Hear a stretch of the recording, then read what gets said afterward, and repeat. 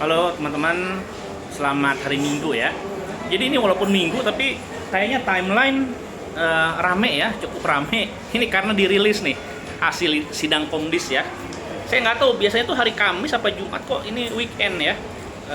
Ya nggak apa-apalah, apapun harinya. Nah yang menarik perhatian saya itu ada dua insiden nih.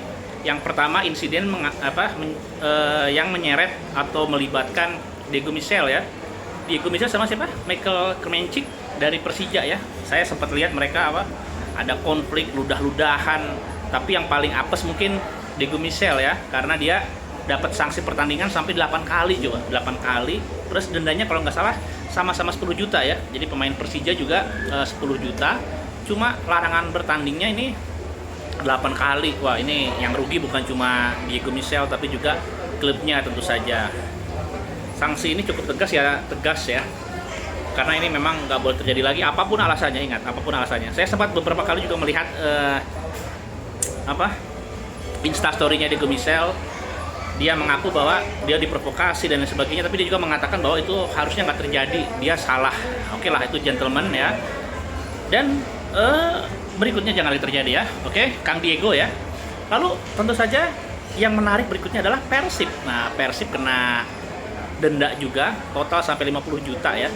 Jadi 20 juta ini karena head coach Luis Milla. Jadi Luis Milla ini tidak menghadiri sesi interview, kalau nggak salah arrival interview ya. Jadi ketika kedatangan pelatih atau gimana saya nggak tahu. Pokoknya nggak mengikuti interview itu, nggak mengikuti sesi wawancara, itu kena denda 20 juta. Lalu berikutnya karena Persib telat hadir ketika menjelang kick off di lapangan.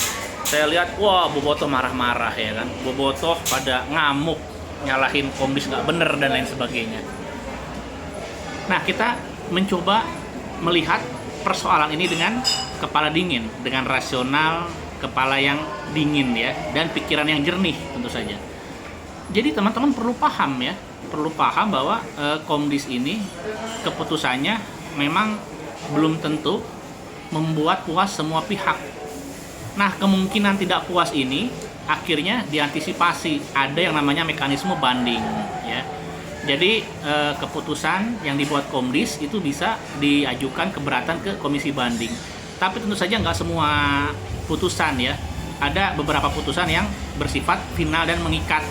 Ini terkait jumlah duit nih. Saya lupa lagi jumlah duit berapa. Pokoknya kalau ada jumlah duit, kalau nggak salah di bawah 100 juta itu nggak bisa dibanding kalau nggak salah ya. Nanti lihat lagi deh. Tapi yang jelas putusan Komdis itu kan nggak semerta-merta keluar begitu saja, atau nggak serta-merta seenaknya mereka ya, hukum sekian puluh juta, larangan bertanding dan lain sebagainya. Enggak, itu ada aturannya, ada rujukannya gitu loh, ada rujukannya ya. Jadi dalam memutuskan suatu keputusan ya, mereka itu melakukan dalam proses persidangan ya, Komdis sidang. Nah, lalu dalam proses persidangan itu nanti mereka tuh merujuk atau menjadikan acuan.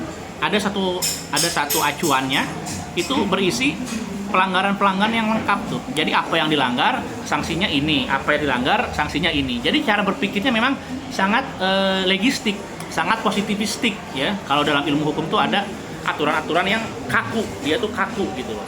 Makanya aturannya begini, yang dilanggar ini, hukumannya ini. Jadi semua itu kayak rumus ya, kayak udah ada tabelnya, udah ada paketnya.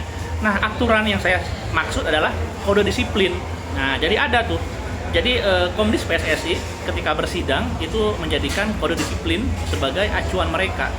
Mereka lihat tuh pelanggarannya apa, ada nggak di kode disiplin itu. Kalau misalkan pelanggaran yang dimaksud ada gitu ya, misalkan berperilaku buruk, lalu tindakan yang membuat pertandingan terhenti, bersikap tidak respect terhadap wasit, terhadap pemain itu ada itu.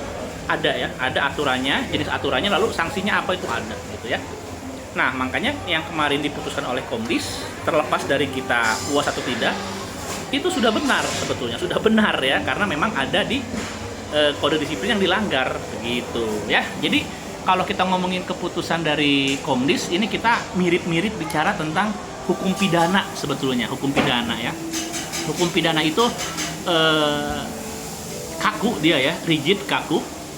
Dan ada semacam kodifikasi ya, pelanggaran apa saja yang dilanggar gitu loh. Itu hukum pidana. hukum pidana itu mirip-mirip rumus gitu ya. Jadi apa yang dilanggar, sanksinya apa. Jadi nggak mungkin ada manuver-manuver ya, sangat kecil kemungkinan ada manuver atau menjatuhkan putusan berdasarkan hal yang belum diatur. Biasanya semua pelanggaran itu sudah diatur dulu, ada jenisnya, baru nanti sidang memutuskan apa itu berdasarkan kepada kode disiplin.